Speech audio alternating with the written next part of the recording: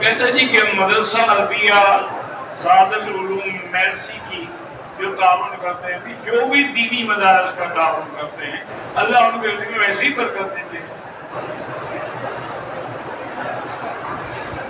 تو اللہ کے قرآن میں ہے وَمَا أَنفَقْتُم مِّن شَيْءٍ فَهُوَ يُخْلِفُهُ، جو تم اللہ کے راستے میں دو گے اللہ اس کا بدلہ دے گا۔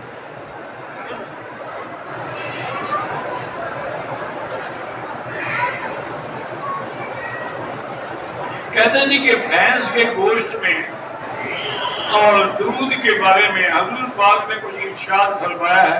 میرا بھائی بات یہ ہے کہ یہ ضروری تو نہیں ہوتا ہے کہ ہر چیز کا حضور نام لیتے ہیں، اور اس زمانے میں وہاں شاید بھینس نہ بھی ہو، ورنہ بہرحال اس میں گوشت بھی حلال ہے اور دودھ بھی حلال ہے۔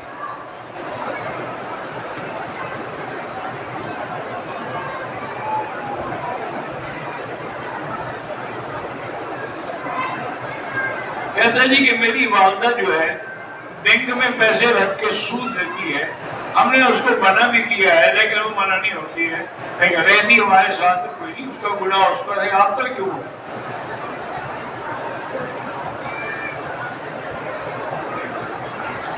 نماز پڑھنے میں اور قائم کرنے میں کیا فرق ہے؟ دونوں میں فرق قائم کرنے کا معنی یہ ہے کہ اقیم الصلاۃ، اقم الصلاۃ، تاکہ اس کو صحیح معنی میں تمام ارکان کے ادائیگی کے ساتھ نماز ادا کریں، وقت پہ ادا کریں، رکوع اور سجود کو صحیح طریقے سے یہ ہے قائم کرنا۔ ایک ہوتا ہے صرف پڑھ لینا الگ بات ہے، قائم کرنا الگ بات ہے۔ قائم کرنے کا معنی یہی ہے کہ جب آپ ہاتھ باندھیں گے تو صحیح طریقے سے ہاتھ اٹھائیں، صحیح طریقے سے ہاتھ باندھیں، اور اس کے بعد صحیح طریقے سے رکوع میں جائیں، صحیح طریقے سے سجدے میں جائیں، اور اس کے بعد وہاں بین جو ہے بیٹھ کے تسبیحات بھی پڑھیں، یہ قائم کرتا ہے۔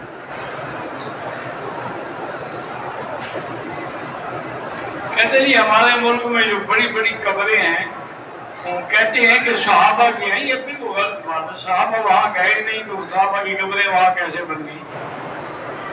یہ لوگ اپنا کاروبار چلانے کے لیے کرتے ہیں سارا دھندا۔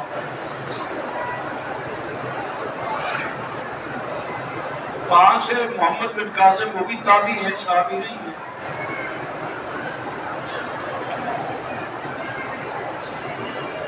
عاقب علی کے بچے جو ہیں اللہ کا صالح، اللہ سب کی اولادوں کو صالح بنائے، اللہ سب کے بچوں کو صالح بنائے، قرۃ عین بنائے، عالم بنائے۔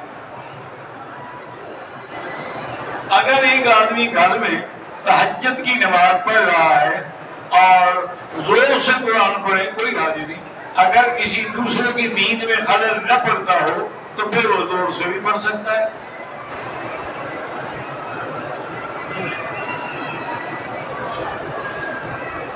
کہتے جی کہ تراویح جو ہے گزارش یہ ہے جی کہ تراویح کی احناف کے نزدیک 20 رکعت ہیں، اور بعض علماء 8 رکعت بھی سمجھتے ہیں، لیکن بہرحال حضرت عمر رضی اللہ عنہ کے زمانے سے لے کر ہر جگہ حرمین میں بھی 20 رکعت ہوتی تھی۔ 8 رکعت کی اصل میں ایک حدیث مبارک ہے کہ بی بی عائشہ فرماتی ہے کہ کان یصلی 8 رکعات، آپ 8 رکعت پڑھتے تھے، اربعن فلا تسأل عن حسنہن وطولہن، ان کی جو پڑھنے کا انداز تھا، قرات تھی، اس کے حسن کے بارے میں کیا پوچھتے ہو؟ تو وہ تہجد تھی اصل میں، کیونکہ تہجد میں 4 رکعت پڑھی جاتی ہے، تراویح میں تو 2 رکعت پڑھی جاتی ہے۔ لیکن بہرحال جو 20 پڑھتے ہیں ان پر بھی اعتراض نہ کریں، جتنا زیادہ پڑھیں گے، کیونکہ رمضان کی راتیں جاگنے کے لیے ہیں اور دن روزے کے لیے ہے۔ داڑھی کاٹنا جو ہے ایک مشت سے زیادہ اگر کاٹے تو پھر وہ فاسق و فاجر ہو جائے گا۔ عمرے کے بعد افضل یہی ہے کہ آدمی سر پہ اس طرح پھروائے، لیکن اگر بال بڑے بڑے ہیں تو مشین بھی پھروا سکتا ہے۔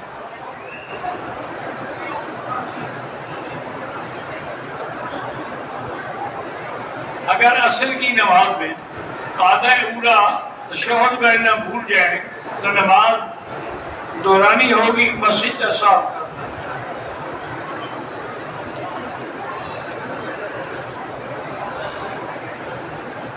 کہتا ہے جی کہ کوئی بندہ اعلانیہ کفر نہیں کرتا لیکن طاغوت کی مدد کرتا ہے. طاغوت کہتے ہیں شیطان، طاغوت کہتے ہیں ما یعبد من دون اللہ، اللہ کے سوا جس کی عبادت کی جائے. اگر وہ اس کی مدد کرتا ہے تو ماننا ہے کفر ہے.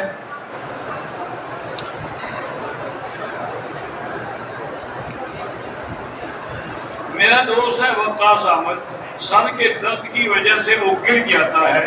وظیفہ یہ ہے میرا بھائی کہ 7 دفعہ سورۃ فاتحہ پڑھ کے خود ہاتھ میں دم کر کے سر پہ پھیرا کرے، انشاءاللہ چند دنوں میں یہ بیماری جاتی رہے گی.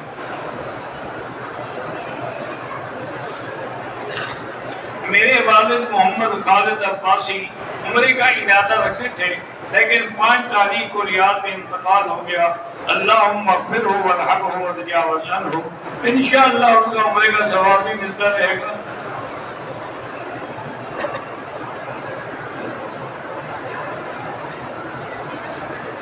میرا نام شفا ہے، 8 سال ہو گئے ہیں کہ مجھے اولاد نہیں ہوتی. ایک تو میری بیٹی سب سے پہلے یہ ہے کہ آپ اپنے ٹیسٹ کروائیں، دوسرا اپنے خاوند کا بھی ٹیسٹ کروائیں کہ دونوں میں قسم نقص ہے، جس میں نقص ہے اس کا علاج کیا جائے. اگر دونوں میں نقص نہیں ہے تو پھر سورۃ یوسف روز پڑھ کے دعا کیا کریں.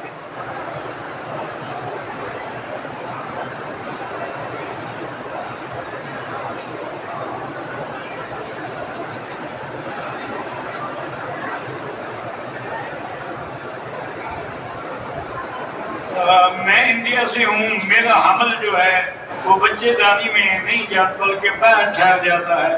اللہ آپ کو شفا کاملہ صحت عاجلہ عطا فرمائے. اس کے لیے بھی ہوئی ہے کہ آپ سورۃ یوسف پڑھ کے دعا کریں، یا اللہ میری مشکل حل کر.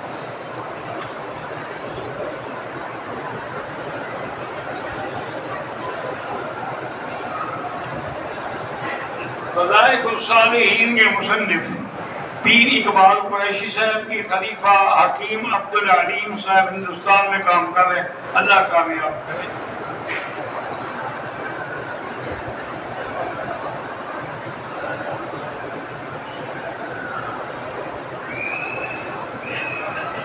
ایک عورت نے طائف سے احرام باندھا اور مکہ مکرمہ آ گئی لیکن عمرہ نہ کر سکی کہ اس کو حیض آ گئی.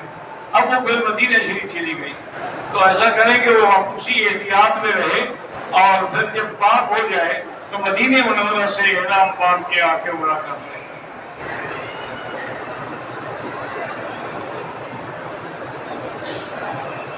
مکہ مکرمہ میں جتنی باقی مسجدیں ہیں ان پر بھی ثواب 1 لاکھ ملتا ہے. ہاں بالکل، کیونکہ اللہ نے مسجد تدخلن المسجد الحرام انشاءاللہ سارے مکے کو مسجد الحرام کہا ہے. تو جب حدود حرم جتنی ہے وہ مسجد الحرام ہے تو 1 لاکھ ملے گا.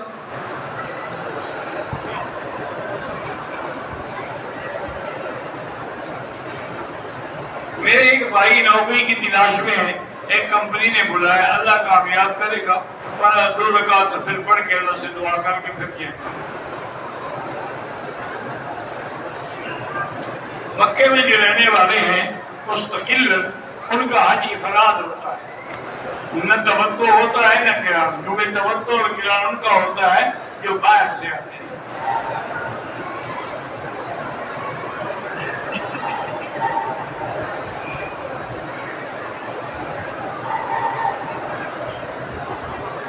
یہاں کسی بہت ہے، اگر احرام کے حلق میں ہو کے نیچے آ جائے کوئی بات نہیں. حرم کے اندر تہجد کے لیے الگ اذان ہوتی ہے. ہاں بالکل ٹھیک ہے. حضور صلی اللہ علیہ وسلم کے زمانے میں بھی 2 آدمی اذان دیتے تھے، حضرت بلال بھی اور ابی محذورہ بھی. اگر نہ دی جائے تو کوئی بات نہیں، لیکن اگر دی جائے تو اعتراض نہ کریں. اگر طائف جائیں ہم سیر کرنے کے لیے، واپسی پہ احرام نہ باندھیں، عمرہ نہ کریں، دم پڑے گی. اگر کسی نے شوال اور ذوالقعدہ میں عمرہ کیا ہے تو کوئی دم نہیں، چاہے بار بار بھی عمرہ کریں.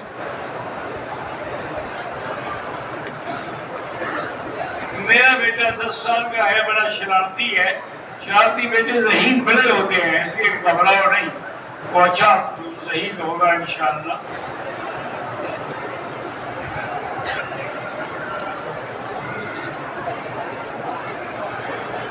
سال کا میرا بیٹا ہو گیا ہے لیکن اس کی شرمگاہ کا کوئی فرق نہیں ہے، تو یہ ڈاکٹروں سے بھی مسئلہ کریں، اور ہر کام کے لیے سورۃ فاتحہ جیسی کوئی وظیفہ ہی نہیں ہے۔ سورۃ فاتحہ جو ہے اس کا نام شفا بھی ہے، شافیہ بھی ہے، کافیہ بھی ہے، وافیہ بھی ہے۔ میری بہن کی اور میری شادی نہیں ہو رہی، بہرحال اس کے لیے دو طریقے ہیں، ایک تو یہ ہے کہ 3 دفعہ سورۃ الرحمن پڑھا کرے، تم بھی پڑھو وہ بھی پڑھو، اور ایک یہ ہے کہ سورۃ الاحزاب پڑھے، اللہ سے دعا مانگے، انشاءاللہ تبارک و تعالیٰ ہو جائے۔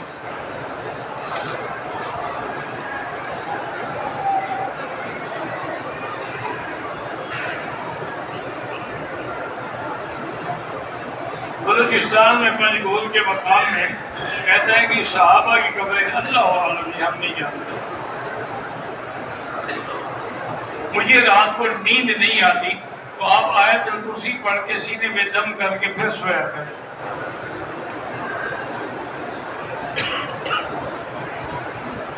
میری عمرے سے 2 جون کو واپسی ہے، آپ پر حج کوئی فرض نہیں، جب اجازت نہیں ہوگی تو فرض کیا ہوگا؟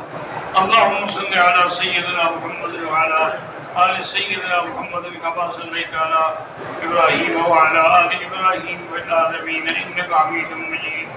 اللہم نور وجوہنا بنور الایمان، نور قلوبنا بنور العرفان، اللہم ارزقنا علوم الاحادیث والقرآن، اللهم استرنا بسترك الجميل، اللهم استر عوراتنا، آمن روآتنا، خفف لواتنا، اللهم لا تجعل مصيبتنا في ديننا ولا تجعل الدنيا أكبر همنا ولا مبلغ علمنا، اللهم لا تسلط علينا بذنوبنا من لا يخافك فينا ولا يرحمنا، ربنا آتنا في الدنيا حسنة وفي الآخرة حسنة وقنا عذاب النار، ربنا ظلمنا أنفسنا إن لم تغفر لنا وترحمنا لنكونن من الخاسرين، اللهم اغفر لنا ولوالدينا ولوالدينا ولمشايخنا ولأساتذتنا ولجميع المسلمين والمسلمات والمؤمنين والمؤمنات الأحياء منهم والأموات،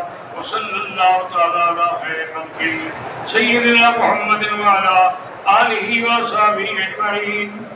اللہ سیدنا